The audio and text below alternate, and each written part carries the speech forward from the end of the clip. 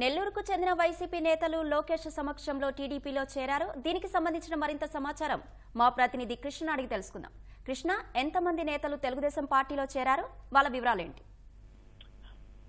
అశ్విని, ఏదైతే మంత్రి నారా లోకేష్ సమక్షంలో ఏదైతే జిల్లా మంత్రి నారాయణ ఆధ్వర్యంలో కీలక నేతలు దాదాపు 50 మంది వైసీపీ నేతలు తెలుగుదేశం పార్టీలో చేరారు. ఏదైతే వారందరికీ మంత్రి నారా లోకేష్ సాధారణంగా కండువా కప్పి పార్టీలోకి ఆహ్వానించారు.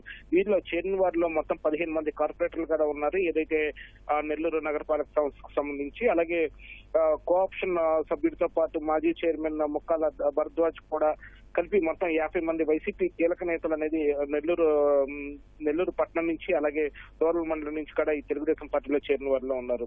మొత్తంగా మంత్రి నారా లోకేష్ నివాసంలో మంత్రి నారాయణ ఆధ్వర్యంలో ఈ నేతలంతా కలిశారు. వారందరికీ లోకేష్ సాధారణంగా పసుపు కండువాలు కట్టి ఆహ్వానించారు. ముఖ్యంగా కార్పొరేటర్లో కనుక చూస్తే 3వ డివిజన్ కార్పొరేటర్ అశ్విని, అలాగే 4వ డివిజన్ కార్పొరేటర్ ప్రత్యూష, 5వ డివిజన్ కార్పొరేటర్ రవిచంద్ర, 6వ డివిజన్ కార్పొరేటర్ ముస్తానమ్మ, 9వ డివిజన్ కార్పొరేటర్ దువార్పు రాజశేఖర్, 10వ డివిజన్ కార్పొరేటర్ కిన్నెర ప్రేమకుమార్, 11వ డివిజన్ కార్పొరేటర్ గౌతమ్ అరుణ, 14వ డివిజన్ కార్పొరేటర్ రెడ్డి, 15వ డివిజన్ కార్పొరేటర్ వెంకటేశ్వర రెడ్డి, 16వ డివిజన్ కార్పొరేటర్ శ్రీకాంత్ రెడ్డి, అలాగే 47వ డివిజన్ కార్పొరేటర్ పొట్లూరు రామకృష్ణ, 48వ డివిజన్ కార్పొరేటర్ షేక్ ఇంతియాజ్, 49వ డివిజన్ కార్పొరేటర్ రాజేశ్వరి, 51వ డివిజన్ కార్పొరేటర్ సాహిత్య, 54వ డివిజన్ కార్పొరేటర్ సఫియా బేగం, ఇలా వీళ్ళందరూ కూడా తెలుగుదేశం పార్టీలో చేరిన వారిలో ఉన్నారు. వీరితో పాటు త్వరలోనే మరింత మంది కూడా వైసీపీ నేతలు తెలుగుదేశం పార్టీలో చేరేందుకు సిద్ధంగా ఉన్నారని చెప్పి కూడా పార్టీ వర్గాలు చెప్తున్నాయి. ఏదైతే ప్రస్తుతం